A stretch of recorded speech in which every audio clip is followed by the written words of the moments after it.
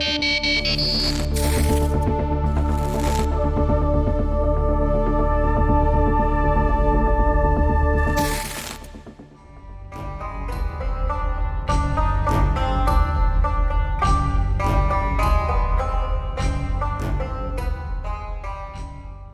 to We Have Spoken, Season 2, Episode 8. It's the finale.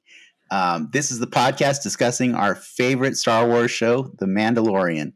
In this episode, we'll be discussing Chapter 16, The Rescue, written by Jon Favreau and directed by Peyton Reed.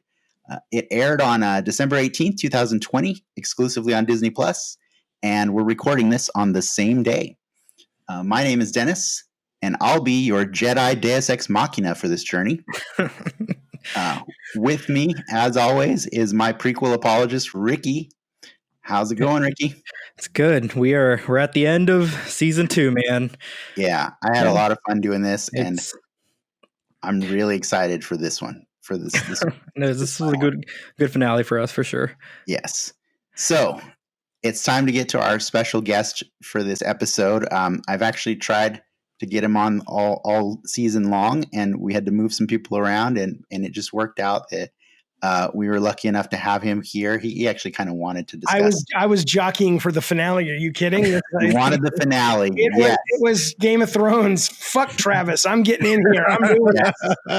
Yes. So I think by the voice, it's already obvious, but yes, video game designer, YouTuber, and person who needs zero convincing that this blockade is perfectly legal, we have David Jaffe. Got to do it in the accent. Oh, sorry. Can you do it in the accent? No, because I don't want to get canceled. But you know. Well, then I'm not going to do the accent either. Fair enough. Hello, everybody. Thank you for having me on this great show. Oh, so glad to have you. I'm going on adrenaline right now because I was up at 2 a.m. watching The Mandalorian. When it dropped, I'm like, I can't wait. I have loved this season so much. The first season I liked. I was like, yeah, it's just cool. It feels like Star Wars. I'm glad to be back in this world. You know, not every episode hit, whatever. Something about the second season, it's probably, we got the characters, a lot was established, and it had a great through line every episode, and every episode almost was a surprise, and the fucking spider bosses and shit. It was like a certain stride where it was a lot of new, a lot of old, but they wove them so beautifully into this awesome season. No, I mean, there's little nitpicks in there, but not a lot to complain about for sure. Yeah, I loved it. Yeah, I loved it. Awesome. And then just a little housekeeping before we move on. The unsung hero of this show is producer Lindsay, who's behind the scenes wrangling my dogs to make sure they don't make all the noise right now, and always giving us good feedback and good notes for the episode. So thank you, as she brings balance to the force. And I guess just one more piece of housekeeping that I just wanted to throw out there. It's we're recording this on December 18th, and December 17th, we got the news that actor Jeremy Bulloch passed away. And if you don't know, that is the actor who played the original Boba Fett. And I don't want to go too far into this because I kind of want to keep my composure. But that did hit me in the feels a bit because Boba Fett meant a lot to a lot of people growing up in that time because, he could be anybody. And so for as little screen time as he had on Star Wars, he made a very big impact to a lot of fans. And as Clark said 2 weeks ago, you can't have The Mandalorian without having Boba Fett. So I just wanted to give my condolences to his family and say that he will be missed. I mean, you said it beautifully. I think the only thing that's funny, nothing's funny about that. It's sad. He was old. He wasn't that old. He was 75. But it is interesting that usually people mention him, and that's who we know. But Boba Fett was Boba Fett. I mean, in my opinion, Boba Fett was a badass because of the costume. Jeremy, he moved well and mimed well and stuff, but it was the costume designer or the concept artist who said, I'm going to create this. And I don't even know his name. I know he's got a Kickstarter and he makes comic books now, but I don't know who he is. But that guy gets no credit. But I would say Boba Fett sits next to Spider-Man in terms of best costume. in the world. It's just That's actually what I said. Yeah, I said that in a post yesterday. Oh, well, there you go. Maybe that's where I got it. I only read good posts, so But you and I share the same affinity for Spider-Man. Yeah. But yeah, no, like I said, growing up as a kid, a character didn't get cooler than Boba Fett or Spider-Man, and it's because of those faces. That's right. And so. Yeah, no, you're to your point. You're correct. I did also mention, David Prowse passed a few weeks ago, right? And I was getting funny condolence messages from people, and I'm like, I never really considered David Prowse to be my Darth Vader. Right. It's like to me, it's James Earl Jones. Right. But yeah, for me, it's Jake Lloyd. So that's my Darth Vader. Troll. Wizard. Anyway, Wizard. Nice. Well, I guess before we start talking Star Wars, what gets you going about the galaxy far, far away, Jaffe? Well, look, I saw it the first one when I was 7. We saw it probably the first couple weeks it was out. My mom took me and my brother. And it was, it was weird because when you see it when you're 7, you hear a lot of older people talk about it blew me away and I never seen anything like it. And that's like, if you're 15 or 20 or whatever, you have all this comparison. It's like, well, there'd never been anything like it. When you're 7, your imagination is already where Star Wars is. So to me, it was just like, well, yeah, of course this is a movie. And I fucking loved it. And I mean, it became, it's not Indiana Jones to me. Indiana Jones is my favorite Lucas property, but it absolutely became one of the bedrock foundational elements of my life as a geek growing up. And that, along with Indy, really just, pushed me into saying I want to do creative work for a living, which I have been doing now for over 20 years. And I remember seeing The Empire Strikes Back making of special on CBS. And that was the first time, and I must have been about 10 or 11. It was 1980. And there was a shot with like Phil Tippett moving the AT-ATs, which we call AT-ATs, and I've been and now they're AT-ATs, it's fine. That's fine. And I was just like, oh my God, that looks so fun. And I didn't realize that was how this got done. And from then on, when people would ask me from 10 up, what do you want to do? I'm like, oh, I want to fucking go make movies. So, I mean, I love it. I'm not I don't think Star Wars is the best movie in the world. I think Return of the Jedi is terrible, but I think Empire Strikes Back is absolutely genius. It's brilliant. I love Revenge of the Sith, believe it or not. But the ones that work, that land for me, land beautifully. Rogue One landed beautifully. I actually liked Rise of Skywalker, believe it or not.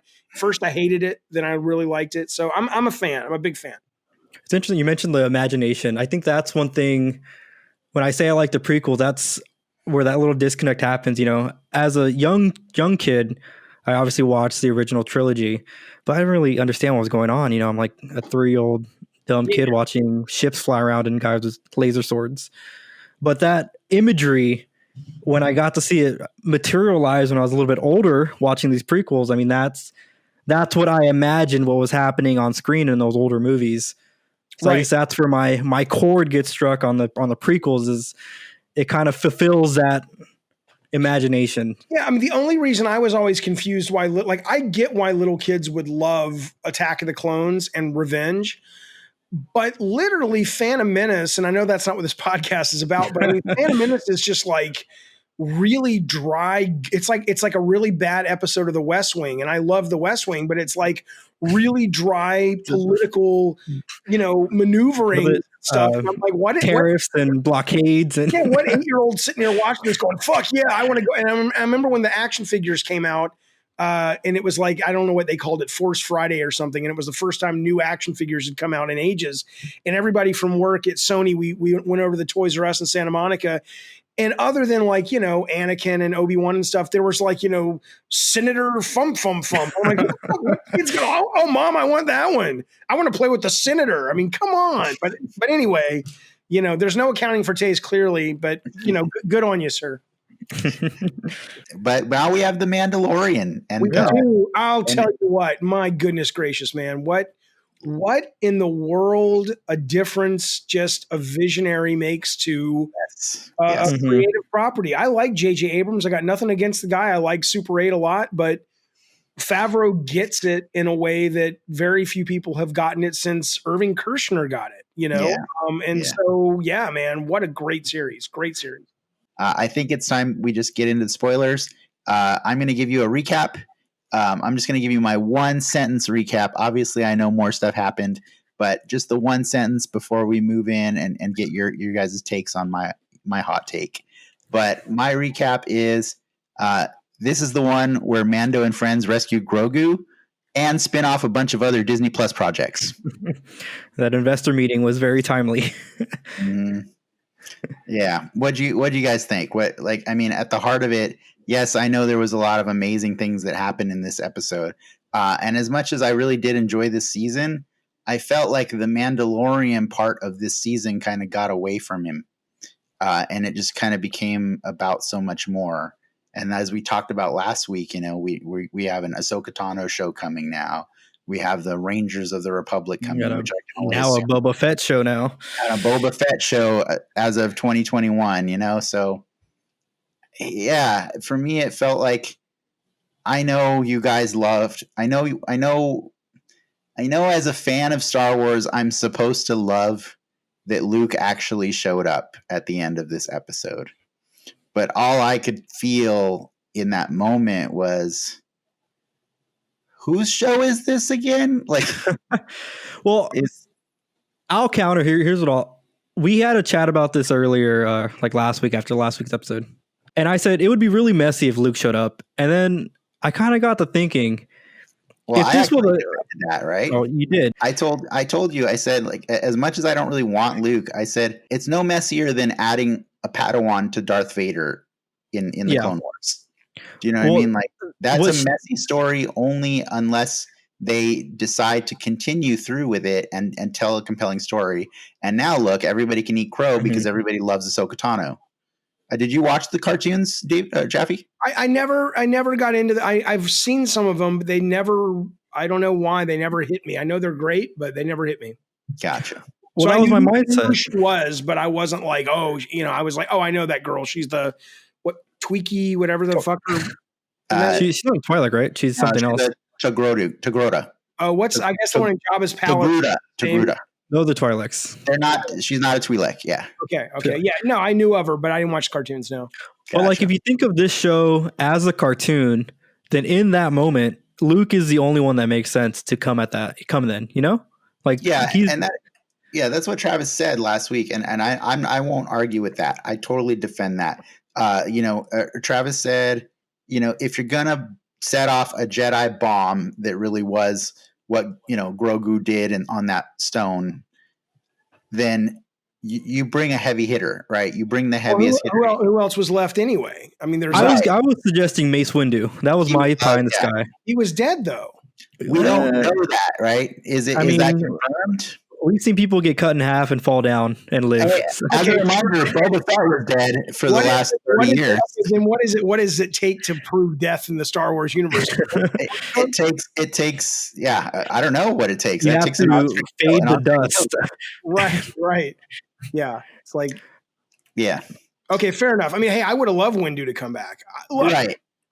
There is absolutely no doubt that what I thought when I'm watching this last night was, it was almost like, because I didn't know who I don't know if Favreau's written every one of them, but I didn't know who wrote it and directed it until the very end. And I thought the whole episode throughout was poorly written compared to the rest of the season, in the sense that everything from I know you mentioned it like something you liked, but all the new euphemisms and stuff, like I'll be a womp rat's wiggly walk and all this shit. And I'm just like, it felt so, you do it once. Okay. But it's like, okay, it's everything from stuff like that to weird things like when Mando goes, they're talking about the plan of getting on the Moff Gideon ship and stuff. And just out of nowhere, Mando's like, I'll go alone. And I'm like, well, why? I mean, what value are you going, it was just a lot of things that the rest of the season, it felt like you were in more assured hands. And this one almost felt like you could see the strings behind the scenes of we have to get this here and we have to get this here. character, and there wasn't an elegant way that they came up with to do it. And so when Luke shows up, it was very clear to me that everything was in service to that, right? Yeah, it no longer felt organic, but so if you didn't know who Luke Skywalker was, if you came to it totally fresh and you didn't know Luke, it was not good storytelling. No, it was bad storytelling right. if you didn't know. Yeah, absolutely. You're like, abs 100%. But I think Luke carries with him so much for a certain group, which is, I would assume, in the majority, a certain legacy and a certain power that makes it worth it. But it was dumb if you look at it from a story standpoint. Yeah. No doubt. And I think that's where my conflict was happening. You know, I wanted to nerd out on this, and I sure enough, I went on social media afterwards, and like people are like, basically virtually crying all over the place. It's fan service. Yeah, and I was like, tears running down his face. I was like, and I looked at my wife, and I was like, am I soulless? Do I not have a soul? Because I don't. Like, this is not moving me the way it should. It's no different than the ending of Rogue One when Vader does the hallway scene. Because on paper, it is different. That scene makes no sense, because Vader, when he finally catches up to Leia in A New Hope, he's like, he called her out on her lie, and he's like, the dude just saw you left on a ship. But that whole scene exists to see Vader do the Vader things you wanted him to do, Vader always knew she was lying. That doesn't matter. Well, yeah, but I'm saying, like, we've seen Luke do badass things, so like that scene didn't need to be like that. But it was so loaded. Like, I'm not a Last Jedi hater. I liked The Last Jedi. I love The Last Jedi. Okay, I cried during that movie. I did too. I understand. I'm not one of the I don't think it's the best Star Wars ever, but I enjoyed it, and I liked that it was bold and different. And I didn't have a problem with Luke's arc. There was a great meme going around today where, I don't know if you saw it, I'm sure you did, where somebody tweeted out a picture of Luke from Jedi, and it was like something along the lines, it was like, hey, Disney, Favreau and whatever, who's the guy who does the animation? Dave Filoni. Right? It's like these guys in a little TV series basically did what you guys couldn't do and brought back Luke Skywalker and all this. And this woman responded, and she says, well, yeah, so they brought back this guy who is kind of soulless and aggressive, and he just swings a sword and kills everyone. Yeah. That's a lot better than a character who basically was in the depths of despair and then climbed out of it and redeemed himself as the hero that we know he really is. The Luke we saw last night was the 10-year-old boy's Luke, that the 10-year-old in me was like, fuck yeah, it's Luke Skywalker. Yeah. But if you actually step 20 feet back from the whole thing, it's like, it doesn't feel Favrovian, because he's a better writer than this. It's very strange, because the rest of the season does not suggest a finale that is that ham-fisted. Yeah. So just to be clear, we're basically talking about our favorite and least favorite things about this. I know I saw your reaction video, and I knew we just had to get Luke out of the way, and we could talk more about Luke. I do want to talk more about that, but I just want to make sure that you guys are comfortable talking about whatever other great moments you had, or other moments that really pulled you out of it. Well, I really dug the opening, when that hostage scene when they capture the pilot and the cloner dude. That whole conversation echoed from what we talked about in episode 1 of this podcast, where the Death Star blowing up, to half of the galaxy. That's like a world-ending event. That's their 9/11, right? For the Empire, for their Empire. But basically, like times like 100. Like, yeah, but what's weird about that is when he said that line, the guy who I don't know what his name was, the more aggressive of the two. The pilot, yeah. When he says, "Oh, we were all happy that the terrorists died" or something, and he was calling the rebels terrorists. I understand the metaphor. I understand that, but nowhere, unless you guys have seen, I didn't really get into the extended fiction and stuff, but I've never read Star Wars from the perspective of there's this whole galaxy out there that look at the Empire as positive. Every character I've encountered in the stories hate the Empire. And so when he said that, I was like, okay, that's interesting. Are you telling me, there's a group out there that sympathizes that's not actual stormtroopers? I think the Last Jedi kind of touched on it a bit. It's where they're kind of two sides of the same coin, depending on how you look at the Empire. I mean, we have seen the War Profiteers exist, right? Like that was in The Last Jedi, right? Like Sure. there are people that benefit from the war and from the existence of the Jedi of the Empire. For them to gain the power that they gained, I mean, you have to have logistically people following them, right?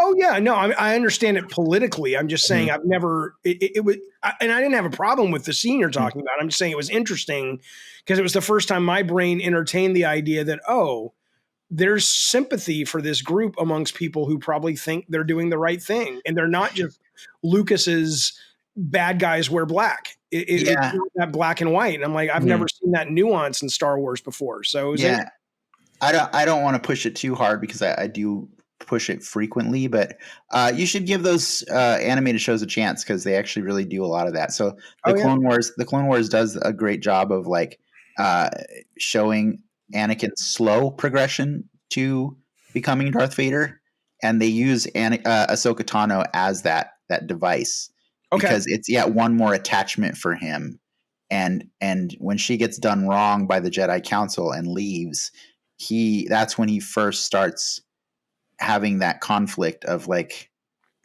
I don't know if I really like these guys anymore. You know, I know he kind of does in the Attack of the Clones, but, but there's such a giant leap from Anakin Attack of the Clones to Revenge of the Sith.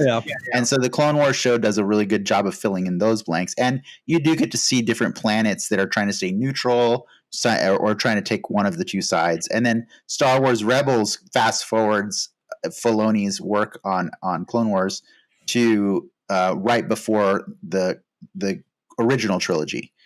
So that show ends maybe like minutes before, Rogue One or A New Hope starts. Gotcha. Okay, cool. I'll give him another chance. I'll give him another chance.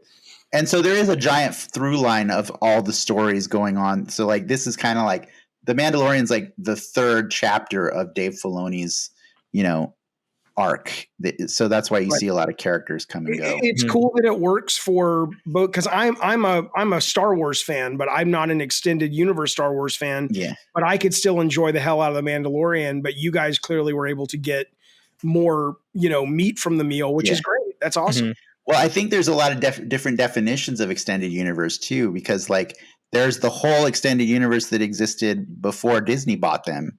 Right. And like I never felt comfortable going to those because like for me back then when I was a kid, the movies were canon, and like I didn't really even want to consider that Ewok special to be real because it was rough. Like so for me it was the movies or bust. And then like as I got to college, my friends are like telling me about all these books and stuff, and I'm like, yeah, but I don't know, isn't that kind of just like fanfic, But then when Disney basically wiped the slate clean and said only the movies and Clone Wars and Rebels are canon, I was like, well, I can do that. That's manageable, Right. So I know everything about existing canon. In the canon, then Anakin, one of the reasons he turns is because of whatever her name is, Ahsoka Tano. Well, it's one of the reasons it's easier for him to reject the Jedi order is because of how she was treated. Yes. Okay. And I guess now he's coming back to be in the Obi-Wan series. I mean, it is interesting, like you said, that this episode, because I didn't know Book of Boba Fett was a spinoff. I thought that was just the next season 3 of The Mandalorian was going to be about Boba Fett with The Mandalorian. But if that's a series and then Obi-Wan's getting a series and, what's her name who plays, she's in the Kevin Smith movies. She's the Jedi we just talked about. I can never get her name right. Rosario Dawson. Yeah. She's got a series. It is kind of interesting. I mean, you're basically, who needs the fucking movies? I mean, I was so excited last night when this thing dropped at 1 a.m, 1:30. I remember watching it going, I don't know if this feels like being excited for a Star Wars movie. It's weird. Technically speaking, because how they shoot these movies, they shoot them basically in this big holodeck dome thing. Part of that investor meeting last week, they said they're building like 3 or more of those across the globe. And like, if you're getting returns out of that thing versus going to location, like, why the hell wouldn't you? Oh yeah, shoot no, it. Yeah. Yeah. great. It's the new way to do it. And on top of that, like it works perfectly for the world we live in right now, right? Mhm. You know, because you can keep everything locked down and stuff. Yeah. No, I think you know I did like you know what Ricky was bringing up about that scene with the people pointing out Alderaan and everything, just because I really liked how you know he gave that little hint that I saw your tattoo, I saw the tear, you know, and so like I guess that's just the implication that people from Alderaan that survived wear that tear, which Frank you know weeks ago called the Chola tat. I just like how he said it. Like it's like, wow, you're really observant, jackass. It's on my I know. fucking I face. saw your tear, you know, like Good. It's Well, right here.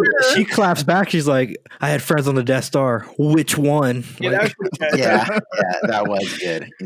He's like, I see what you did there, and we're like, what are you guys doing? Are you having a bit right now? You know, like, but I do want to point out the reason I love that moment, and it's because it set up something that I thought was really impressive, and for the rest of the episode, which that episode or that scene culminated in Cara Dune shooting that guy in the face. Yeah. Like just like that was technically one of the most violent things I've seen on Disney Plus's Oh well, that's true. you know platform. Like you know, it didn't quite show everything, like, but the guy got it right in the face.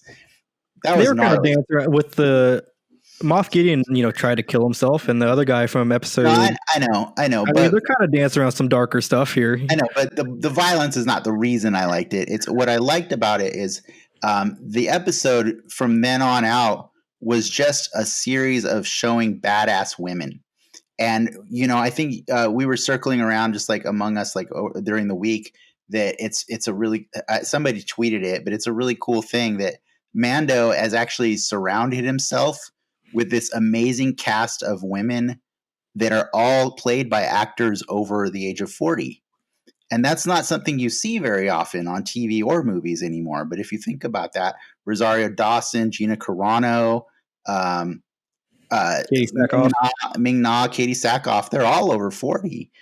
You know, so like I felt like I was watching something really cool happen. You know, like I felt kind of like the way you know, when we saw Wonder Woman in theaters, like we're like, oh my God, give me this. This is, I want to see more of this, you know? And I just really enjoyed seeing one by one, they were showing all of these ladies, these badass ladies just do their thing. And so they were a unit. Yeah, they were a unit. And so when Boba Fett said, I'm going to go alone, yes, I did want to question that. But at the same time, I was doing the math and I'm like, wow, that makes for a really cool like strike team you got here of just these four ladies and Din, who's going to do the sneaky thing, you know? So what we ended up seeing was like through the episode is, you know, we saw Sasha Banks's character, Casca Reeves. She got to throw down with Boba Fett, you know, and have their own little, you know, tit for tat. I enjoyed just seeing her do physical stuff. You know, I don't know if I care so much about when she's delivering lines and stuff. And then we got to see like her again with Katie Sackhoff come up from under the bridge and just slaughter like a whole gang of stormtroopers, and Fennec Shan's doing martial arts, and just all these women were just doing this amazing stuff. And I was like, thank you, show. Thank you for this. But and it was earned, right? It wasn't I did not like the Avenger Endgame scene when all the female heroes bundled up. Felt similar to me, actually. But really, I felt this one felt a little bit more earned because we've spent more time with them working together, and it just I dug it. I totally it made sense on why that strike team was assembled the way it was, for sure. Well, I'll tell you my take real quick, because I thought that, I mean, everything you're saying about what it represents, I'm a fan of. I'm a very progressive person. I'm a proud social justice warrior. There's nothing about the messaging of that. And and I do think society has been tilted to such an extent so long that even if we have to sort of ramrod these messages through, so kids coming up today go, oh, okay, that's not out of the norm for a woman to go off and have that big adventure and stuff. I agree politically and philosophically with everything there. But I think it's another example of how last night's episode, as wonderful in a lot of ways as it was, you could see Oz behind the curtain. Like it didn't. It's not that it didn't make sense that they were a unit. I like every single one of those characters except Sasha Banks. I think she's horrible, and I like her as a wrestler. I know her as a wrestler, but she's terrible in this role. But it just felt like you could see the behind the scenes planning, just like when Luke showed up. You know, it didn't feel. And maybe it would have felt more organic if it made sense. But here's what it is: because you've got that Marvel's Avengers in-game vibe, on top of the fact that it didn't really make sense. Like it pulled me out of the story when when Mando says, "I'm going alone," and I'm like, "Why?" So anyway, it almost felt like, why do you go alone? Because we want to build up. What's that other series they're coming out with all the women? The Rangers of the Republic. Yeah. Right. Maybe it's like, well, Maybe. remember that? This is that series. I have no clue, but it felt weird. Anyways, I did find that scene you're talking about. I agreed with it on all accounts. It just felt like, let's do the woman thing. And and maybe that only feels that way because it's so rare that of course it's going to stick out because it's not usually represented. I don't know, but it felt a little like one more false note. It's crazy because there's all these false notes, and I still loved last night's episode. That was fantastic. I honestly felt like it ended up feeling like a false note to me because they were robbed of the agency of doing anything meaningful at the end. At the end? Yeah. Because like we had introduced all season long, ever since the beginning of the season, the Dark Troopers as this threat that was going to be the ultimate thing that they were going to have to face off in, you know, and then we got the tease of then, you know, a few weeks ago when he got kidnapped or when Grogu got kidnapped. And so we're just like, yeah, we're building up to a boss fight with Dark Troopers.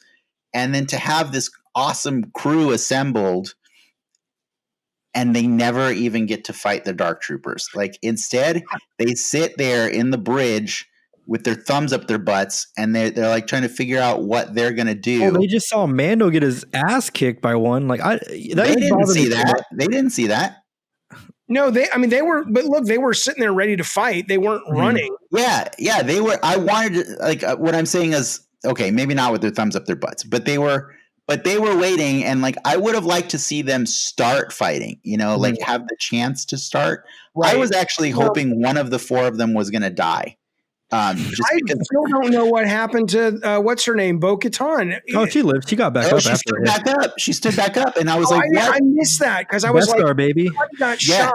No, they took all the impact out of that too, the emotional impact, because you see Moff Gideon shoot her, and then in the last scene when Luke is walking away with the Grogu and R2, all of them are standing up. I didn't mind the Dark Trooper stuff because they set them up as a big threat, and you know, they were going to get wiped if they opened that door. Like it reminded me a lot of if they didn't have the chance. They didn't have the chance to like do anything about it. They set up to the audience that, like in the Republic Commando games, in those games you fought a lot of battle droid or the regular droids, but when you came across a super battle droid, those things would F you up.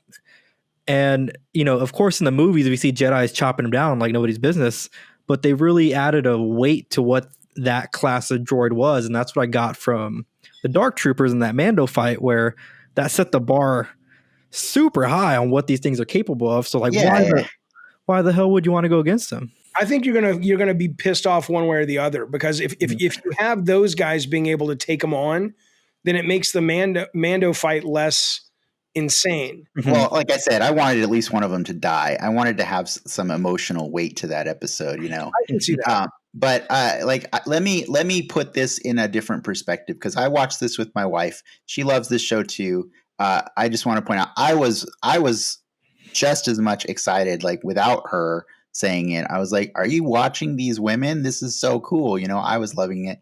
She was feeling it so much. And then when that episode was over, she was really pissed. And what she said to me cracked me up. I wrote it down. She said, "That was the worst case of blue ovaries ever." Right.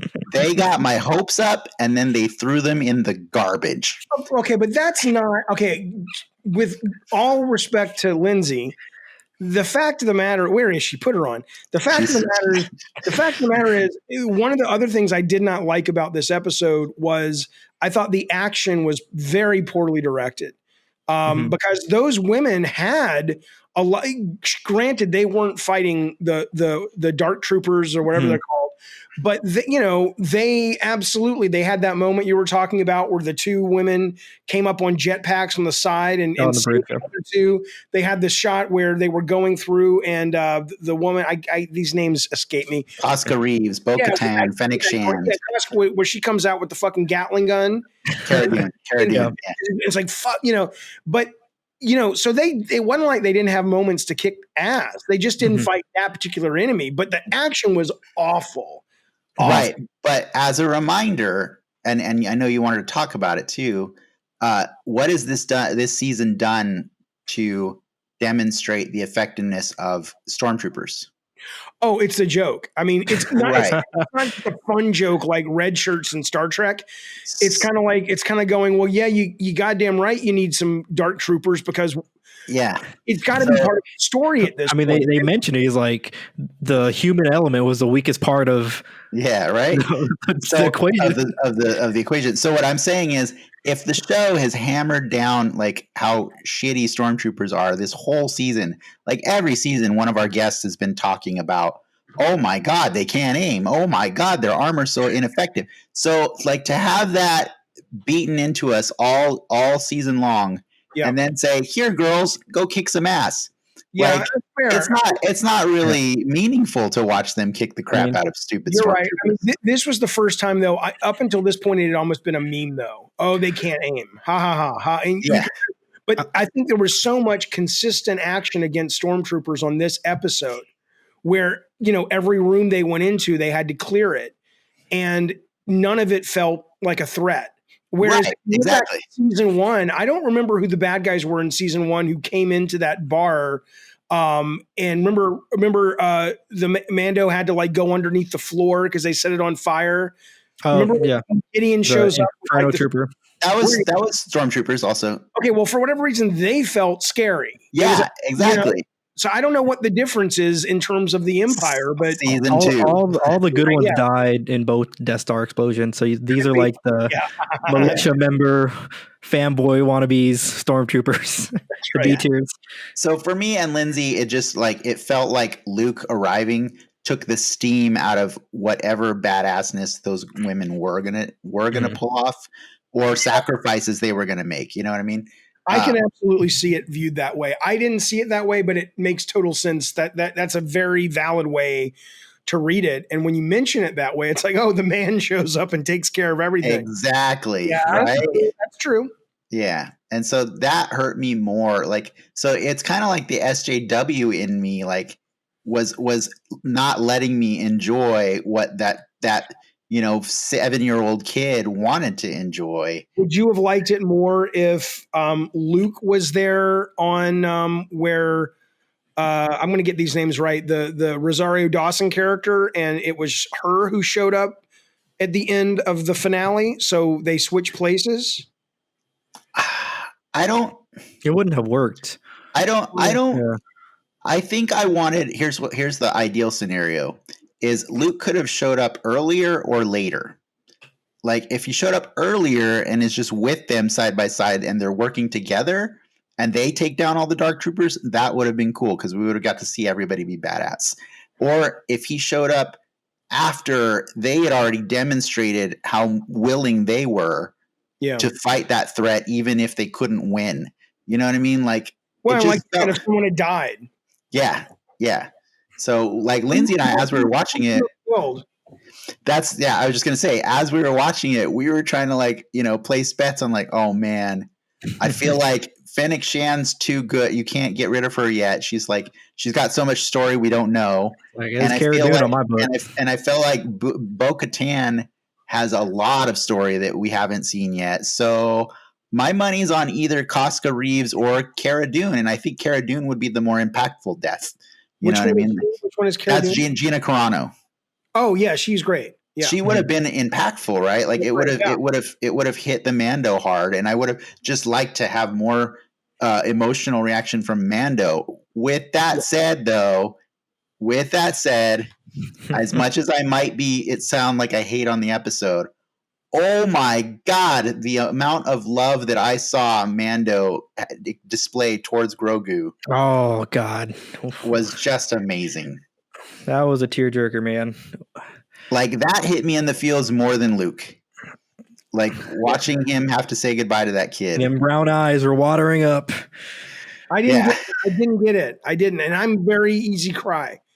I don't know why I didn't. I think maybe because the high of Luke. And I don't know, Ricky, what you thought about Luke showing up, but I went ape shit. Like, on my video I made the minute the show was over, it wasn't a euphemism. My jaw was literally, I was like I was in shock because myself doing that, going, who literally opens their jaw? That's like something people say.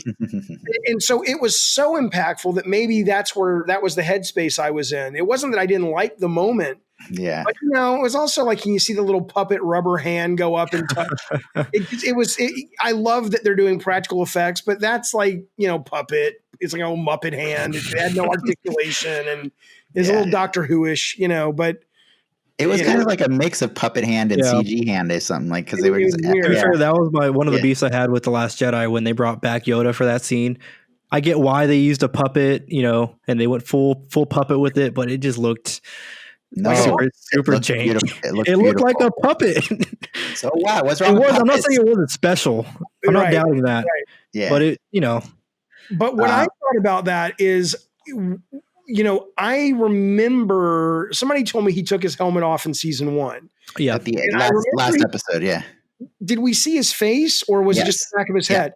Yeah. So for me, I was just going, that moment probably would have been more special if that it's almost like that's when he should have taken the helmet off for the first time. And it's I agree.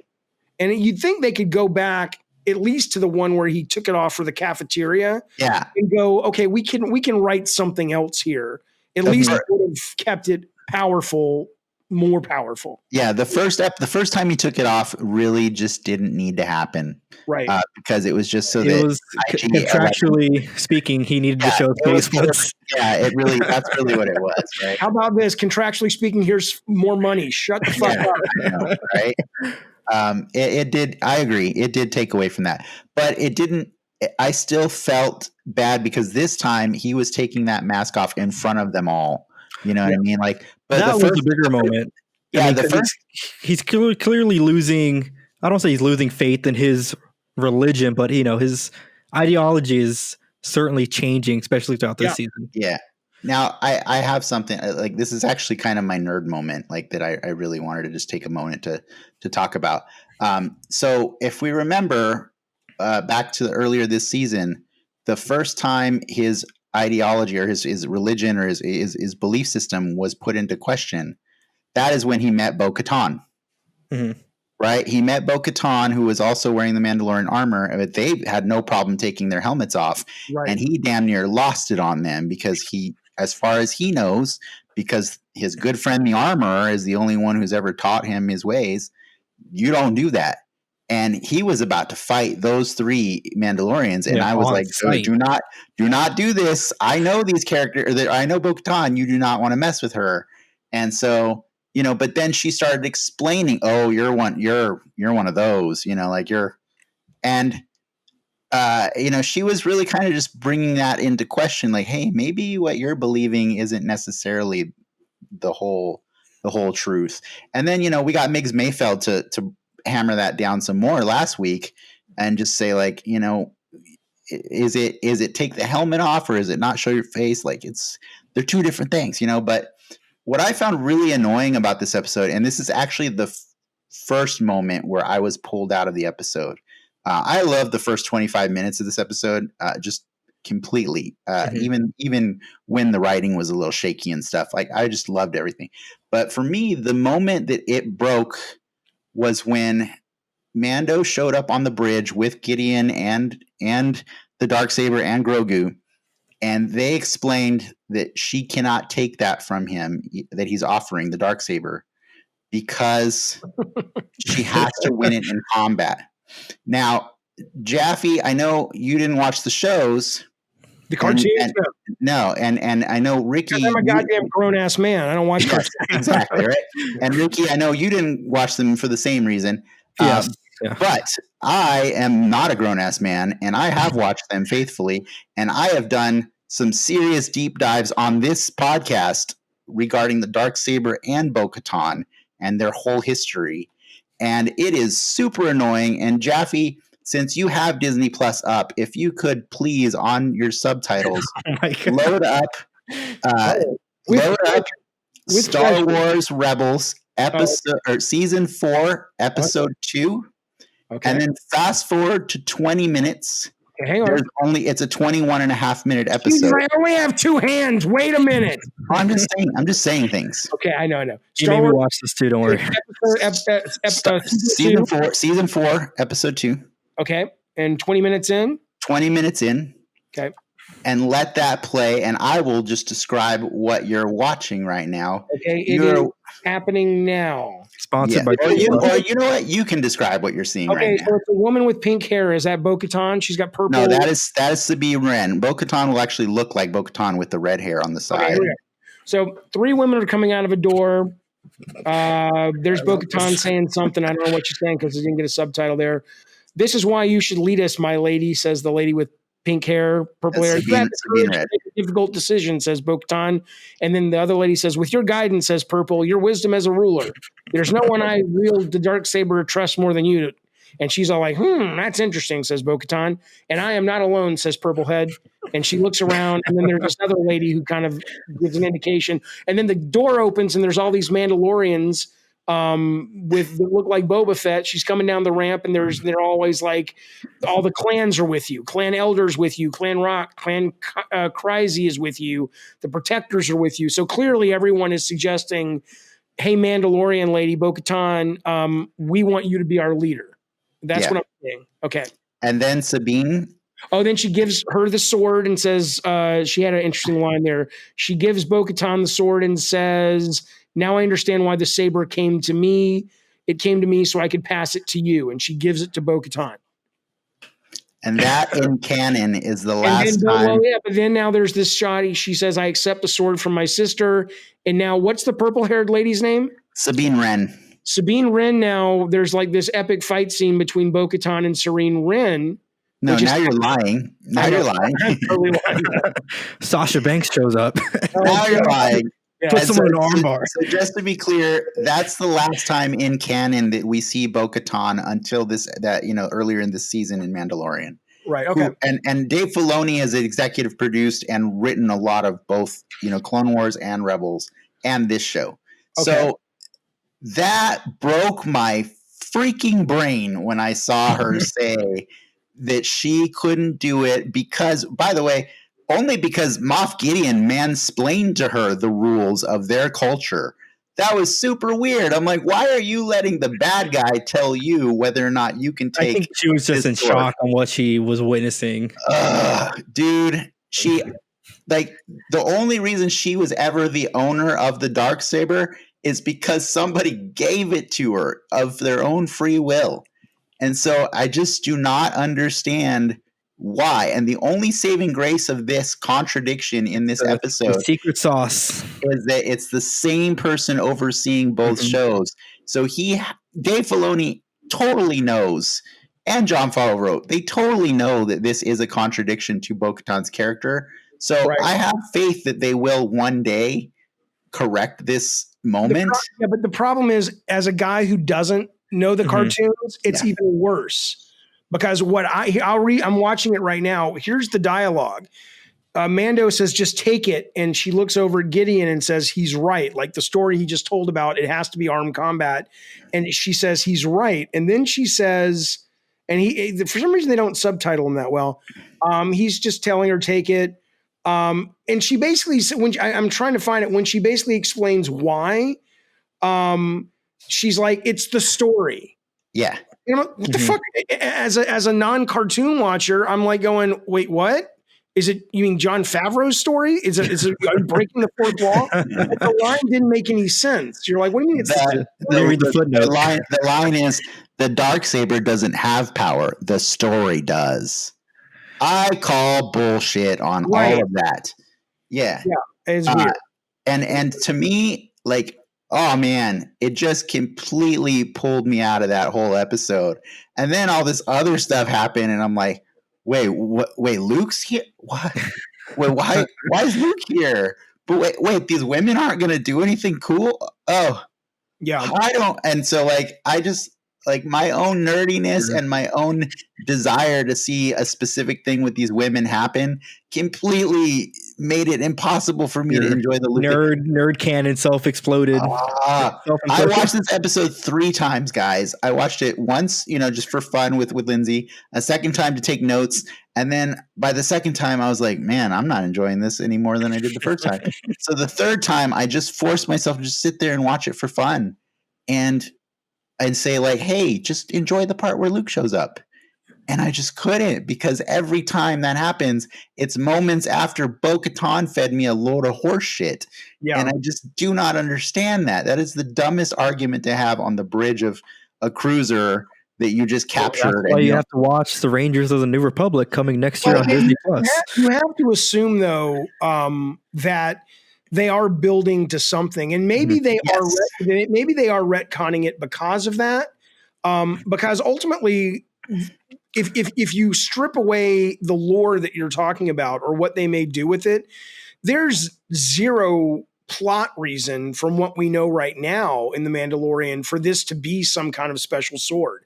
It could have just been the sword Gideon had and it flew off into space and it's gone. It's like, oh, you don't have to explain it. Yeah. It wasn't a question. And so clearly it's ingrained into the fabric of the bigger story they're telling. So at least maybe take solace in the fact that they have a plan. They didn't just kind of, randomly throw out stuff. And if they did, it probably wasn't for not a reason. And to be fair, in the history of the Darksaber, that is the history of it, is that it does have to pass by combat. And so so technically that scene that I just had you watch in that cartoon was the first contradiction. Right. That's the first what the whole time. Mandalorian show is. Like, it explores what is a Mandalorian. Is it a place, or is Mandalore a place? Is it a person? Is it a religion? Is it, it's all these things to different people. Yeah. I like what you were saying about that, because I never, watching it, I was an English major. So, I like watching things through lenses, whether that was the intention or not. But when you talk about Mando starting to question what since he was, rescued as a kid, brought up to believe, it really is, it's an allegory for, sort of fundamental religion. It's sort of coming out of a cult and going, there's a bigger world out there. And I think that's going to be a really neat character to explore in the third season. I don't know if the kid's coming back. That's really weird, because there's too much merchandising on the line for that. I know, unless they're going to do, look, my fantasy now after seeing this is I want them to make pay Han Solo, pay Harrison a shit ton of money, pay Hamill some money. He doesn't need as much, and de-age him and give us a Han and Luke post-Jedi action series. Why would we not get that? That'd be amazing. Amazing. So yeah, I don't know if, we can. Well, we know so far that the Ahsoka show, the Ranger show, and the Mando season 3, they are interconnected, and there is a climactic event at the end of it. That was all from that investor thing, but they did try the Solo thing, though, right? But I thought Solo was great, but this would be the originals. This would be Harrison. Back. Well, who has been overlooked in this episode, and I do want to talk about a little bit, is Moff Gideon. No. Okay. It's the first time I liked him. Up until this point, I'm like, he's supposed to be the big bad guy, and he's barely a blip in my consciousness. And this time was the first time I was like, oh, he's pretty badass. You know, I don't like him because he's a bad guy, but he's pretty fucking badass. I love the look on his face when Luke showed up. Like he knew who Luke was. Yeah, I thought this was his least badass episode. Honestly, you're crazy. You're insane. Yeah. You're off your rocker, sir. That's crazy. Nice. Yeah. Well, what specifically did you like about him in this episode as opposed to the others? He did stuff. I mean, he was conniving. He was Machiavellian. He was able to go. I mean, you know, what I did like also was that when push came to shove, it wasn't like one of those fights like, you know, suddenly I'm trying to think like Lex Luthor can take on Superman. It's like, no, Moff Gideon's getting his ass kicked if he's not playing dirty. And once he stopped playing dirty, he was able to sort of, he got beaten very quickly. But it was nice to see that he wasn't this, you know, that he had these very sinister, deeper evil aspects to him, whereas before he was just almost twirly mustache guy, just like I'm the evil bad guy of the piece. I mean, so that's what I liked about him. All intents and purposes, he kind of still won. He has that line where he said, "We have what we need from that kid. We got his blood. Like we're done with him." Yeah. So that's a whole, you know, other thing. That's a metaphor for the merchandising department. Yeah. We have what we need with Baby Yoda. Let's move on. Yeah, it's true. It's true. The person I was going to get to was Boba Fett. Like we barely talked about Boba Fett. He wasn't barely in the episode. He was great though in this episode. Yes, he was. He was great. Yeah. You know what I also really loved? I loved that bo-katan said, I know what you are. Oh, that was good. She knew him by his voice. Like I said, you know, a few weeks ago when they brought him back, I was like, oh, I don't feel right about it because I don't love Tamora Morrison, but I'm going to let them develop this Boba Fett and see what they do with him. And ever since that episode, I've really started enjoying this character. And I started feeling like, oh yeah, now you're Boba Fett, you know, like now I'm getting this. Like I almost wish they didn't tease him at the end of episode 1. Like imagine going into episode 6 and just seeing Slave 1 roll up. How crazy that would have been. Yeah. No, they did a good job of teasing him early on and stuff. So what was so cool about Boba Fett that Favreau did is, again, there's something about last night's episode where Favreau had almost like he was saying, I remember I'm you. I remember what it was like to be 10 years old and encounter Boba Fett in Empire for the first time. I mean, I remember being on the playground with my friends, and when Yoda has that line about, he was our last hope, and Obi-Wan or Yoda says, no, there is another. We were going, is it Boba Fett? You know, I mean, that's how that's the impact he made. And then to see Favreau go, I'm not going to do a Lucas on this. I'm going to make him into the character that you guys all fantasized he was. Yeah. And so last night when he's doing that stunt where he's flying Slave 1 and he's like, oh no, the TIE fighters, they're challenging. What do I do? What do I do? And then it's like, it's like at the end of Rocky IV when Bridget Nielsen shouts, or the trainer shouts the word in Russian, like, now it's time to go to work. You know, Boba Fett's just like, okay, game's over. Let's go. Boom, boom, boom. They're gone. Fucking gone. He hyperspace out. And it's like, that's Boba Fett. It was awesome. He was everything that I wanted out of a Boba Fett there. Except the book of Boba Fett. I don't want to see him become this. Yeah, for sure. So like I complained about that a few episodes ago when they first brought him back. Like I was like, why is Boba Fett a good guy now? Why is he like making deals with the Mando and trying to be nice and like life debt with them?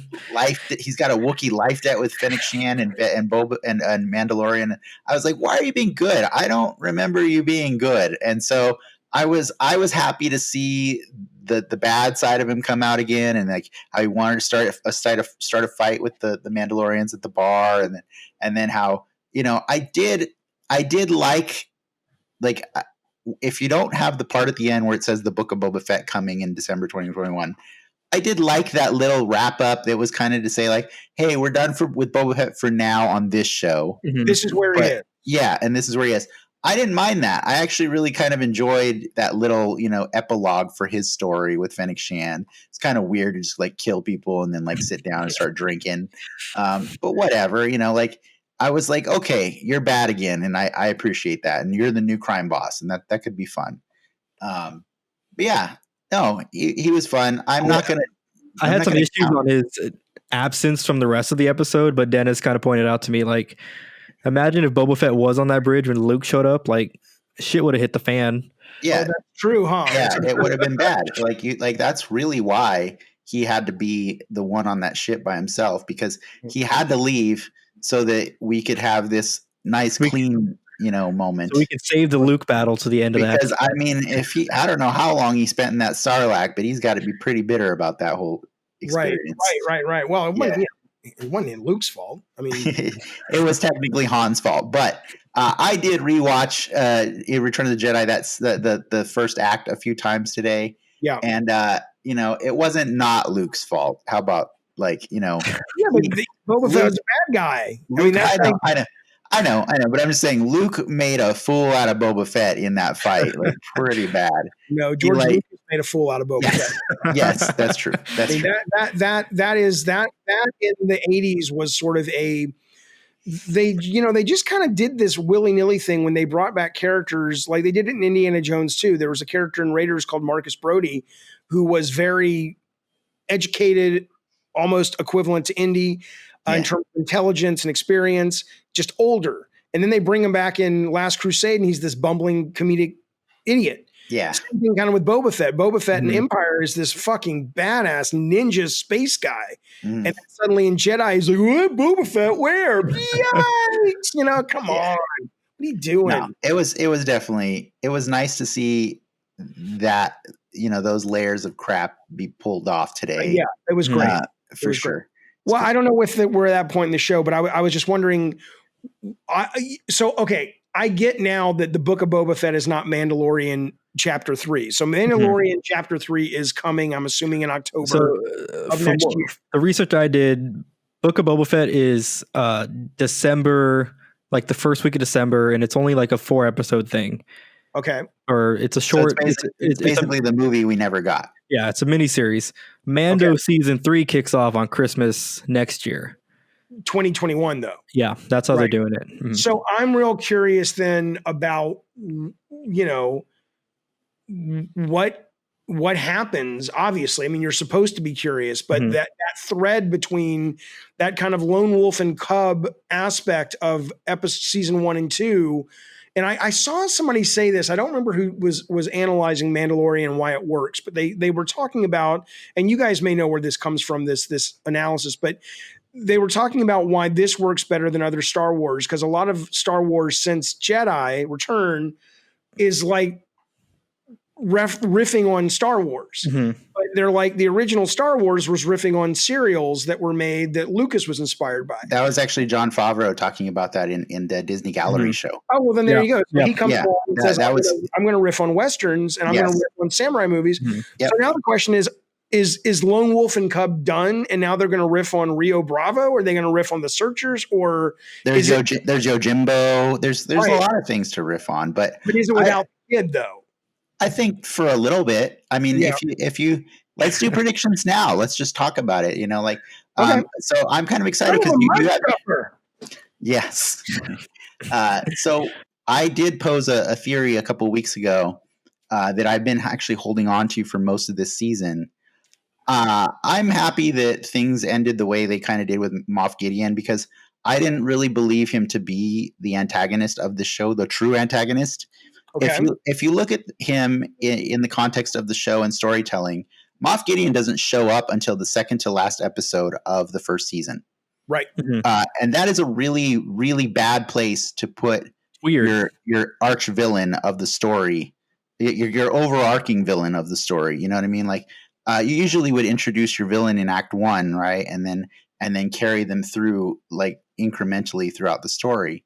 If you think about what we've done with what we've learned with bo-katan and that thing we were talking about how Mando is finding out that he is possibly a religious fundamentalist, right? Who taught him that? Who taught him the way? I guess the armorer, right? Yes, the armorer who was in the first episode.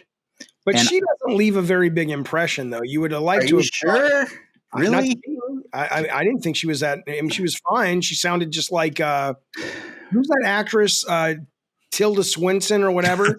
She kind of sounded like her with behind some armor, and I was like, okay. I mean, I like her, but I mean, if I can remind you, remember the scene when Mando just got his big haul for returning Grogu to the Empire, and he came down and he had all this Beskar, and all these other Mandalorians started kind of looking and like leering, like they were like hyenas, right? And they're like, what do you got there? You get to go up there and reap all the rewards while we stay down here. And it got hostile really quick. Yeah, a little fight. And then all of a sudden, just a few words out of the armorer's mouth, and she calmed down that entire herd. You know what I mean? She manipulates the crap out of those people with her words.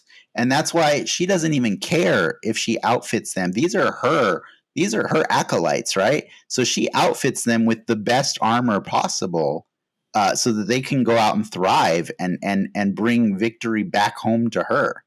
And so as far as we last saw her, she was imparting him with one last quest before she supposedly sacrificed herself to ensure that the others could escape, right? But we didn't actually see her die. We saw her kick the crap out of a ton of, stupid stormtroopers because they all suck. So I see. And she's a woman, and that's all they can do. Yes, that's what Dennis told me. So. Nice. That's what I told you. So what I see is the start of the next season being a continuation of this awkward moment between Bo-Katan and Mando, where he's technically now the ruler of the Mandalorian people, right? And he's got no quest at this moment, so he might be willing to entertain this because she's been pretty pushy about like, I'd really like you to reconsider joining us and stuff. Like he fulfilled his quest to deliver Grogu to a Jedi. Right. And without asking what that Jedi's name is or what his address is or his phone number or anything, he just gave that kid to a complete stranger, guys. I just want to point that out. He didn't ask for his TPR license. Which, side note, is Luke Skywalker a complete stranger at this point in the story? Should he and R2 not be super famous? I know, yeah. Yeah. If it's a galaxy, it's a big place. Not everyone knows. I mean, no. Well, the counter argument is, shouldn't they all know who Boba Fett is if they're all bounty hunters or most? No, they're not all bounty hunters. Well, 3 out of the 4. A bounty hunter's job is to not be known by the people you don't want them to know. They have a prize credit or something. What's the status? Prestige credit. That's among bounty hunters. Anyways, sorry. He's been dead for a long time. Yeah, exactly. He's been in the Sarlacc pit as far as they know. We don't really ever know what, was he Boba Fett again, and how long was he Boba Fett before? Yeah. But I agree about the Luke thing. I mean, there's ample evidence in all the Star Wars stories that it's not like they don't have the ability to communicate and send news and holographic newspaper. Only when the story allows it. Yeah. And so it just seems a little weird to me. It didn't bother me, but when you bring it up, it's a little weird. It's a little weird. No one knows who he is. But anyways, my point is, I think now that that quest is done, he has nobody. He thinks the armor is dead. Technically the audience is supposed to think she's dead. So I think he's going to go off with Bo-Katan, and they're going to set up shop, and they're going to try something. Where like maybe she'll try to advise. But I think like Jafar and Aladdin, I think the armorer is going to reappear and offer her counsel to her acolyte, who now has a lot more power in the galaxy than he did before, And then we're going to start seeing that play out a little bit. But eventually we'll get Grogu back at some point, like to help him or something. I don't know. We'll see. I don't think Grogu's gone, but I think we're going to see that Gideon and Mando were just nuisances to each other the entire way. That's all they ever were. I'll go more big picture in the sense that they obviously teased Thrawn, so there's no way he's not going to show back up in whatever they're doing. But he doesn't have to show up in this show. In this Mando universe, he'll pop up, I believe. It's not the Mando universe. It's Star Wars. It's just Star Wars universe. There's a certain Mando sect of it for sure that all these shows are playing around into. But time period, yeah. Time period. But I would like to see more of him really getting into the nitty-gritty of himself and his beliefs. I don't know if the armor is going to play into that too much, but I think that main theme is definitely going to carry over for sure. Well, I mean, what you're saying is interesting. The one reason the things I don't know if I agree with. First off, I don't. If you look at these like Act 1, Act 2, and Act 3, the bad guy did show up in Act 1. If season 1 is Act 1, right? But at the end, yeah. But I mean, it's but so who knows? But and I don't dislike what you're suggesting. The only thing that I dislike about it is I think they've done a wonderful job establishing this sort of lone gunman guy wandering the universe, sort of going on these missions and things. And that's what a lot of people like. And they also like the kid.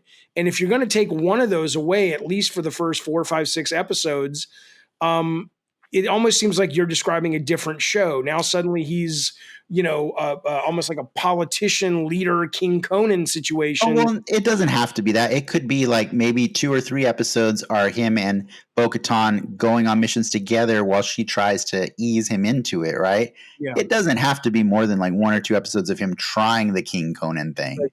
You know, I'm just. I think it's. I mean, I don't really know where they're going to take it. I just think that they've wrapped, even though there were some issues with last night's episode, they've wrapped up the story well. It has a bow on it for sure. It does, and it feels like it doesn't feel like there's a natural place for it to go. I mean, a good writer will find a natural place for it to go. I'm not saying it's not going to work. I'm just saying that what's been nice about The Mandalorian, honestly, up until last night's episode, is it felt like it was a well-written show. It didn't feel like they were, even though I do like Kathleen Kennedy very much, a lot of people accuse her of being, it's just like, oh, it's just about the money and exploit the franchise and all this stuff. It didn't feel like that up until last night's episode. And so I hope that where it doesn't go is let's just milk this now. If indeed the story is done. Because it feels like you said, it's a great bow on it. It feels wrapped up. Dennis said this is basically Forrest Gump, Star Wars Forrest Gump, or Mandalorian meets all these famous Star Wars characters. Yeah. That's to me why I felt like this season was weirder than the first season, because it didn't feel like a bow was on it. It felt like you spent so much time showing me all these other cool characters instead of focusing on Din's story, so I still want more of Din's story. And I don't know what it is. That's what I wrote in those notes. I was just like, without the kid to play off of, is he interesting enough to lead a series? I mean, maybe you can do the reverse of the religion thing. And what if he starts learning about the Jedi and's like, yo, y'all are kind of weird and kind of crazy. And maybe he goes back and gets the kid, and that's another. Or he fights the kid. I mean, Maybe Yoda breaks bad. That was another suggestion that I think Clark had, was that what if Grogu ends up being the villain of the show? What everybody on the net was speculating last night after this dropped, or this early this morning, was, so did Kylo Ren kill Grogu? I mean, because where is he, right? I mean, you have to assume he's in Luke's training school. There's a good 20-year gap, right, from this moment to that moment. No, there's even less now. This is 5 years after the fall of the Death Star, so there's like a 14 or 15-year gap now. And in the baby's life, that's nothing, right? I mean, yeah. Luke got hella old in 15 years. But I will say this: there's a saving grace. If you want to talk about the Rise of Skywalker, that's stupid. I liked it, but I hate that movie a lot. I hate it, but I love it. That's all I'll say. That scene at the end, with when you start hearing all the Jedi, their voices, all the different actors came back. Yeah. I know as a fan of Ahsoka Tano, my heart was broken that to find out that they actually did get her voice in there. And I was like, that's not fair. You let her die without us ever seeing her die. And that sucks. You know what I mean? But you never hear Grogu's voice. Maybe he never became a Jedi, or that he just. I'm just saying. Well, technically, Ahsoka never became a full Jedi Master or Knight or whatever, you know. So I'm just saying. Well, speaking of the full Jedi, I mean, just real quick, I just got to say this because I was bothered by it a little bit. Luke was awesome doing what he was doing, crushing the guys like tin cans and all that. It was awesome, but what a boring character portrayal then, because he gave us exactly what we said we wanted, but there was no humor, no heart in his performance. I mean, maybe it was the de-aging stuff. They can't make Botox, you can't express yourself, but it was just like there's none of that levity and lightness with Luke. I'm sure there was some sort of gun shy after Rogue One that they had to limit that part, the face part, you know, as much as they could. Yeah, it's true though, because like I was, you know, Lindsay was bringing up the same point you were, is that he just felt soulless, you know, as they were watching him, and I was, you know, I just got done watching the whole Jabba sequence with Luke a few times today, and I was like, well, actually, you know, he's pretty stiff and reserved by that point in the stories. But then I showed it to her, and we started rewatching him talk with Jabba, and I'm kind of wrong. Like, he is more reserved and calm and everything, but man, there's a lot of character in that face as he's you know, negotiating with Jabba, and none of that character, none of that emotion shows up in this version of him. And it's probably performance, but some of it's also the writing. It's like give him a bit, give him a line, even if you don't show the face. It was like there was no joy in him. He was, you know, good. R2 was cool. Good to see R2. and I just want to point out, like, I'm very confused about etiquette in the Star Wars universe, because Rise of Skywalker taught me that it's not correct to just ask somebody what their first name is. You have to also ask them what their last name is.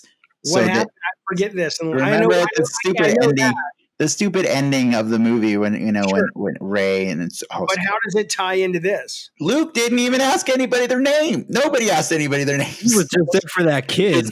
Are you a Jedi? Yes, I'm taking your kid now. Like, that's just so weird. He had just destroyed all the bad guys that I know that couldn't, and Mando could only kill one. And what, the women are going to kill him? Come on, they can barely take this kid. Honestly, it was more of a jab at Rise of Skywalker than anything else. All I will say about Rise, just briefly, is just the fact that there is zero doubt in my mind Rise is a bad movie. But it's a bad movie. But it is so fan servicey, it is so fan fiction-y, that if you can watch it through that lens, and I can, it's wonderful. But it's wonderful, like I said, in the same way that Clash of the Titans is wonderful when you're 10. But as a film, it's dumb. And what's the lady's name with the big goggles? Maz Kanata. Yeah, here's a medal, Chewbacca. I don't know where I pulled it out of my asshole. But hey, here's a medal, because the fans want you to have a medal. How the fuck would she have any clue about the medal? She owes us quite a story, by the way, doesn't she? I guess she does. Yeah. Okay, I think we have talked a lot about this episode and some stuff that wasn't in this episode. But I think really quick before we wrap up, I just want to give us just a moment to have fun with the midichlorians, which is like, you know, I love to always pick on Ricky for loving those prequels and the midichlorians, but I call the midichlorians the things that just don't matter to most people, but they do to some. Okay. And so I just wanted to see if you guys had any things that stood out for you for this episode that were just really special little like things that people might not know about. I got two. One, a little nitpick, more of a nitpick, but bo-katan didn't even like ask Mando like, "Oh, how's Ahsoka? Is she doing well? I sent you on this quest to meet her. Don't you tell me?" Got no etiquette in Star Wars. But the big thing, like the shift knob, the what? Oh, right. The little shift knob. He gets it from the wreckage. It's a huge part of the show, and he doesn't like give it as a parting gift. He just like, here, kid. Or that means he's still got it, and that we're not done with Grogu. And maybe he didn't want to give it up. Maybe, but I agree with you. They should have done something where it was like, I'm going to give it up to him. No, I need to keep part of him with me. I mean, Mhm. but to not acknowledge it at all, I agree, was a missed opportunity. And it wouldn't surprise me if they didn't shoot it and maybe it just didn't fit in. I don't know, but you're right. Like have him give it to the kid and then the kid gives it back. Imagine the tears. Yeah. Yes. And then the kid dies from eating frog eggs or something. or Mando loses the knob somewhere in the galaxy along the way, and then Grogu brings it back like 4 seasons later. No. Yeah. Luke said it's a choking hazard. That's why. Yeah, that's what That's it right. is. Have you seen a picture of the double or the body double they used for Luke? They didn't have to do too much work on the face. I did hear he had a body double. I haven't seen what he looks like. Yeah. It's not too dissimilar. Bib Fortuna. For whatever reason, they didn't get the original. Right. But they got Matthew Wood, who is actually he's a Academy Award nominee several times over. He has done the sound editing for pretty much everything Star Wars since Revenge of the Sith. Really? Yeah, I thought that was really cool. That they just a sound nominee, or he's an actor nominee? I think the sound editor nominee. Okay, yes. okay. And they're like, who should be Bib Fortuna? This guy. Like, can you imagine somebody thinking that about you? Like, who's going to be this terrible looking character? You know what? I don't even want you to be regular Bib Fortuna. I want you to be super fat Bib Fortuna. Well, I thought that was fascinating because at first I was like, okay, I know there's the Hutts and all that, but I was like, is there something about this role? Is it something about this? Be a thick boy. No. Yeah. I mean, it's that big weird thing around his neck or something. I was just kind of like going, maybe to be the leader of Jabba's palace, it's almost like some kind of weird metamorphosis you go through, and he's morphing into Jabba because he looked weird as fuck, like that weird. It was weird. Those eyes, almost. That's what I got out of it. Just. I know you've been calling them out, but I actually really thought it was funny. I love whenever they're trying to create their own little universe, like with idioms and like sayings that they have. So I thought it was really funny that we got like 3 of them in this episode, plus a bonus one. We got like, well, if that isn't the Quacta calling the Stifling slimy, and I was like, you guys literally just made a pot calling the kettle black analogy, and that is. Right. Not as well executed, maybe a few too many syllables, but it cracked me up. There was another one where like Cara Dune said, those dark troopers, they're going to be a real skank in the scud pie. I was like, what's a scud pie? What if these are like racial slurs that they're saying? Show me on the doll where the scud pie is, please. And then the other one was son of a mud scuffer. It was just funny because it just kind of felt like they all felt like half-assed phrases, right? Like they just like you could do a little better. What can we put on a T-shirt and sell at Hot Topic? Yeah, but I did think I think you could do with one of them and get away with it. Yeah, the fact that they piled them on felt very. Hey, I'm writing the show, Mom. Yeah, it was a little too forced, but and the one that really threw me off was at the end when Boba and Fennec are showing up down. They're coming down the staircase and they're murdering anybody in the way. And Bib Fortuna is like telling his people to go look for him, and he says stuff in Huttese, and he says like, "You should be McClunky." He legit said McClunky, and that's the last thing Greedo says before he dies. Now in the new redone Han shot first scene, right? Something. I have no idea what McClunky that's how means. They edited it to make it look not as weird. Right. So I think Greedo, weirder. Yeah, Greedo, it's not sure. Like it sounds like a weird edit, but I think to justify it, I think they just put it in here again to be like, no, that's a word they say, McClunky of the Connecticut McClunkies. Yes. Yes. Well, look, my midichlorians were 3 things. One is, what is it called? The sword that Gideon's fighting with? Darksaber. The Darksaber. Yeah. The effects on that are shit. In a show that in a show that has just, I mean, I'm watching this like all season, and like what was a couple weeks ago where they had those like those giant junk monsters that were lifting things up. I mean, the giant spiders. It was stuff that if you would have told me as a kid or even somebody watching the prequels that this was a TV show, I would have said, are you out of your goddamn mind? That's fucking better than anything I've seen on the big screen in terms of presentation. So you'd think they could have saved a little bit of their budget for the fucking big MacGuffin of the goddamn thing. Right? I mean, it looks terrible. It has to be a weird thing to get right, though, because it's a black thing that's emitting light. Well, redesign the fucking thing. It's not real. I didn't have a beef with it because it's cartoon accurate. These are my midi-chlorians. I know. They are, and you're totally entitled to them. Okay, the other two real quick. I mean, I've become in the last 18 months a WWE fan. Mm-hmm. Yeah. Never really watched it growing up. So I know who Sasha Banks is. I know her character on the WWE. I like her character on the WWE. And I was excited to hear she was going to move into performing. And I'm sure some of it is it's hard for me because she's not a great actress. If maybe you come to the series and you don't know who she is, you wouldn't even think about it. So she's probably more than fine. But for me, it almost felt like, why is she there? They're barely giving her any lines, which makes me think because she sucks. And then a lot of the action she did just didn't, like, it wasn't like, okay, she's Ray Parker. Was that his name, Ray Parker? Or the guy who played Ray Park. Yeah. Ray Parker Jr. is the one who sang Ghostbusters. Yes. It happens when you get old. It's not like, okay, yeah, we brought her on because she's a fucking badass acrobat fighter. And it's like, okay, we can forgive the fact that she doesn't say much because when she goes to town, it was almost like, why is she here? So that was a midi-chlorian in my butt. The thing that I loved, which is absolutely nothing to do with Star Wars. Go ahead. By the way, that's officially where they go in your butt. Just so you know, Ricky. No, they go into the sweat pot. They go into the sweat pot. That's where midichlorians go in your butt. That's right. That's where Lucas pulled them from, is what I would think. Yeah. But I can't believe he wrote that. Anyway, it doesn't matter. The last thing, I'm not a Game of Thrones guy.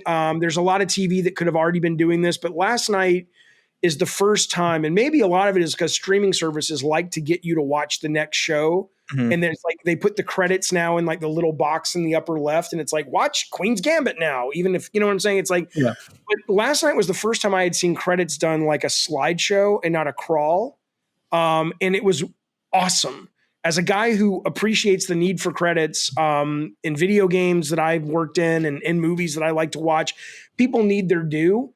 But the smallest change of, instead of like, oh, they're scrolling, it takes fucking forever. It's a lot of work on your eyes. You got to follow that name. Well, you don't have to watch it, but you've been conditioned now. Yeah. Hey, there's probably some goodies behind the end credits, so you got to stay there. And this just felt like the best of both worlds. We're going to give people their props, but it's going to be a single shot, 2 seconds, boom. Next shot, 2 seconds, boom.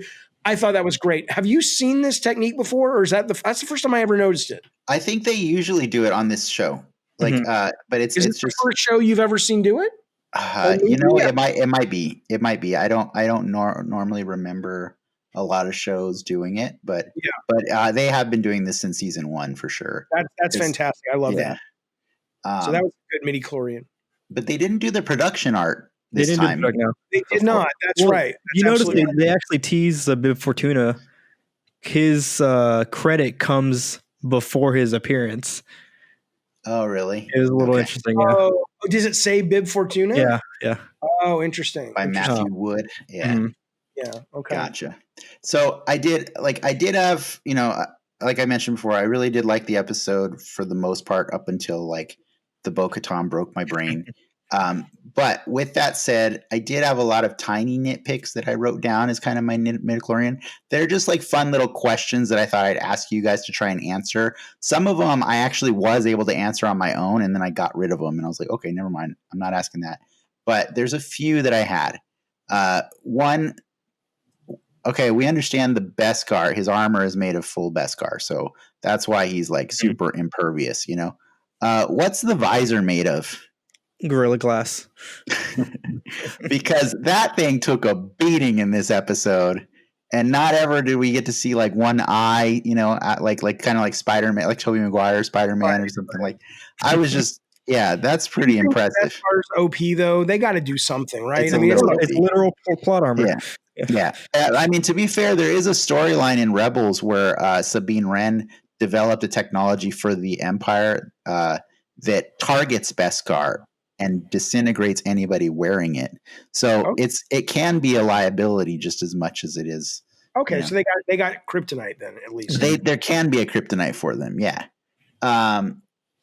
Where is Mando getting more whistling birds now that the Razor Crest is gone? Amazon. Oh, okay, got it. Jeff Bezos. It's not an alternate universe. It's a galaxy far, far away. You're right. But it's a good question. I mean, the one thing I would say is I do want to see him get more weapons. I don't know about you guys. It didn't hit my brain that he was carrying that Beskar staff until he used it. I was watching for it a couple of times and go, was that with him the whole fucking time? I never saw him carrying it. Yeah. But it's like between that now and those little whistling rockets, it's like, it's almost like he's a new toy. You need some new gear because it's getting old. Yeah. But yeah, I was watching for the spear just because Ricky and I have been predicting that spear is going to hit a Darksaber at the end of this season, and it did, So, what happened to the comms officer? I don't know if you've noticed the whole season, like Moff Gideon has had, a number one, like with. Yeah, Katie M. O'Brien. She's an actress that's been in other stuff. She's also a martial artist, right? And she's also an accomplished martial artist. So I was getting really excited because I thought she was going to throw down with one of the women. We've actually predicted that throughout the whole season. And when those ladies get on board that bridge, they slaughter everybody. But I just felt like for as many lines as this person had through the whole season, and even in this episode, if she died off screen. Because they did not show her die. Or did she get away? Yeah. I was more bothered by your thing that you were saying, why didn't Gideon have a cyanide pill? I mean, it was weird that all these other guys are just like, bite down and die, and he's going for the old school suicide. Yeah, that was weird. Episode, but it was like, that's weird. Yeah, I was thrown off when they introduced it a few episodes back with that guy that has like the electric cyanide thing in his teeth, and I'm like, okay, that's a new thing. Like, do they all have it, or just a certain he tier? Wasn't in a position of danger in the sense that ship is a safe space, unlike the other people. That's my take on it. But he legitimately tried to kill himself. He didn't have a pill. Like if he was out in the field, I would assume he would have had a pill on him. Well, the implication is it's not really a pill; it's a thing you put in your teeth, right? Like it's a. Like, isn't that what spies do, Jaffe? They have like they have a hollow tooth with cyanide. Yeah. Yeah, exactly. I mean, I only know that. I can't tell you how I know that, but that's what spies do. It's because of your spy days, right? Like that's yeah. Yeah, I had one more that you pinged my brain on. When Luke came out, do you think how soon did you know it was Luke? So I started asking the question immediately when I saw the X-Wing. Okay. And then I saw the green lightsaber, and then I saw the glove, and the clothes all matched. And so it was pretty early that I was saying out loud, "Oh, is it Luke?" Because there's my brain minute where you don't see the green lightsaber because they show it through the black and white comms cameras. I think they switch back and forth. The first time you see it is, I remember seeing it. It was like halfway into the battle. I thought. Yeah. The only reason I'm wondering is because it was clear they withheld Luke's theme until you see his face. Oh yeah, for sure. Yeah. But for what it's worth, I feel that Peyton Reed directed that sequence really well. Like that was what a lot of fans would want to see Luke do. Yeah. I didn't. At that point, I'm like, oh, so the ladies aren't going to save themselves? And okay, I guess Luke's going to do it all cool, Yeah. Yeah. I mean, I guess Leia could have showed up. So we were Lindsay and I think we're slightly holding out hope that maybe it's Leia but then once we saw the glove was like a little later on. Like you see the lightsaber, I think, earlier, but once we actually really saw the glove clearly, that was like, oh. But again, you set off the Jedi bomb. The math works out that okay, that's going to be. I mean, he's the guy forming the school again, so I'm not mad. He's the face of the Jedi party. Professor X.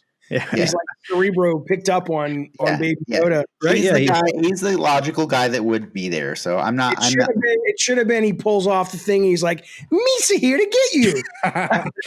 Awesome. For you, Ricky, you would have been like, yes. I still believe Jar Jar will show up in this series somehow. Yeah, with his head on a fucking pike. Hopefully. What's the matter? Isn't he like a senator technically now? I think he is. I don't know what he is. Lisa have to check. But I checking. I'm stepping Banapoo. I mean, if he's still a senator after all this time, he's like Mitch McConnell status at this point. You know, like that's a long time. Misa think you need $600 for your pandemic relief, whatever. Oh, we got another midichlorian outbreak. Oh wait, that's not what midichlorians are. That's right. Gotcha. Oh man. Okay, I think that was excellent. Let's say really quick before we finish up, on a scale of 1 to 10, what would you guys give this episode, and then what would you give this season? I'll go. The season is a solid 9 for me. It definitely stepped up from what we wanted from season 1. It gave us a lot more. It really, I mean, we talked about it earlier. It advances the Star Wars lore more, but still pulls from the other stuff as well. You know, one of my biggest problems with Star Wars for the longest time was, is it about the galaxy or is it about the Skywalkers? And this show really proves that it is about the bigger galaxy at hand. But that doesn't mean you can't have, little bits and pieces of the old stuff, the fun stuff pulled back into it. As for the episode, though, probably like an 8.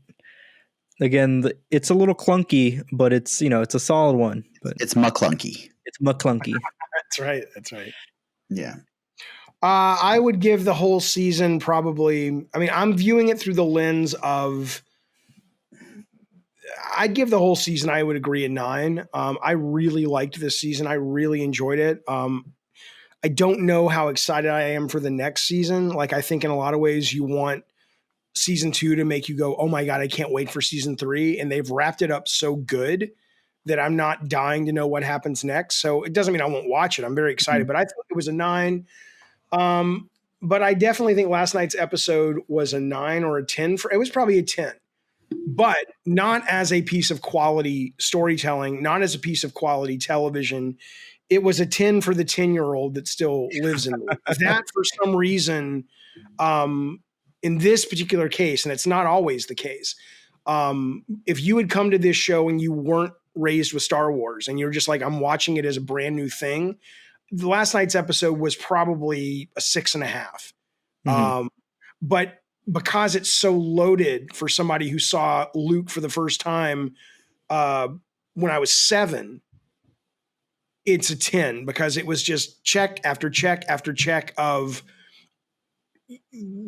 fan service, and that's not good storytelling, but I'd give it a 10 for the enjoyment factor. But as a story, as a piece of television, it's like a 6.5. Yeah, that's fair.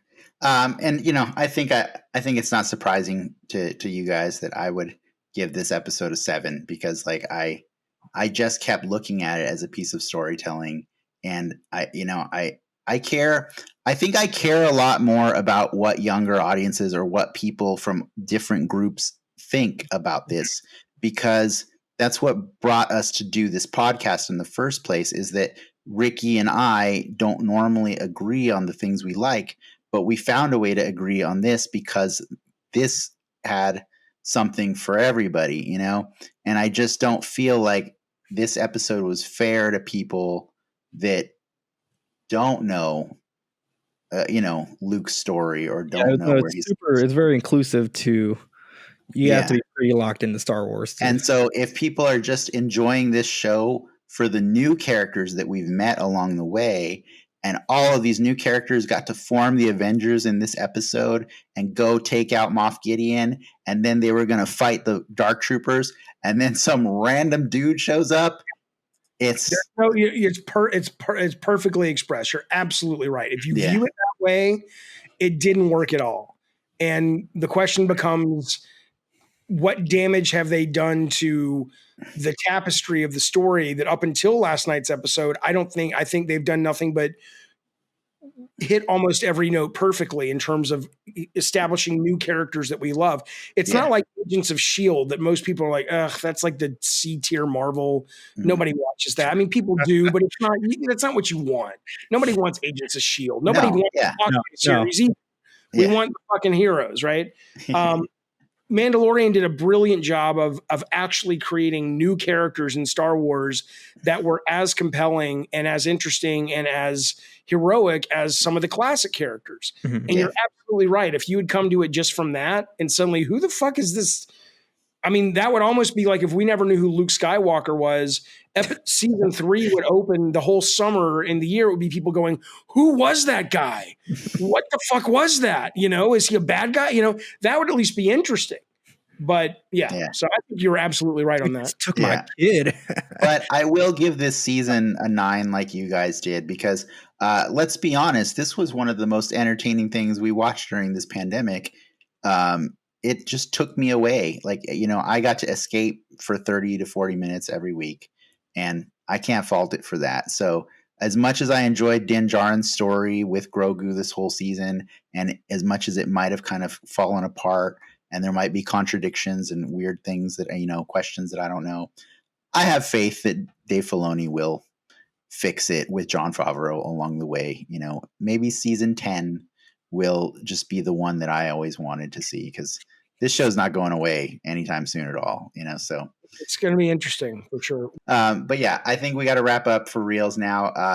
I do want to give you guys a chance to plug anything you got going on. Where can people find you, and what can people, you know, engage with you on? So I'm on Twitter a lot at David Scott Jaffe, Jaffe. I tweet about video games, movies, pop culture, life as a game director, blah, blah, blah. And then I do a stream in the afternoons, a live stream that's very chat centric and chat heavy, which is like a video game news of the day, which is called Gabbin' and Games. That is at YouTube / what is it called? David Jaffe Games. But if you're interested and you find me on the Twitter, there's the links and all that stuff there. So at David Scott Jaffe is the place to go. Ricky the Nerd on Instagram and on Twitter now. Just posting cool pictures of me, what I do in my day-to-day. Cool. And then as always, you can find me, Dennis, at Denix Media on YouTube, Instagram, TikTok a little bit. I'm just playing with toys and talking about Star Wars. And hopefully we'll be talking about other stuff, non-Star Wars soon. Teaser. Yes. But yeah, I just really want to thank you, both of you guys for hanging out with us, but specifically Mr. Jaffe for taking time out of his busy YouTubing streaming time to just come. It's fun. Totally fun to talk about this stuff. Loved it. Yes. Thank you so much to everybody also who listened and checked us out, and stay tuned, and we will have something more to come down the line. With that, you have listened, and we have spoken. Nice.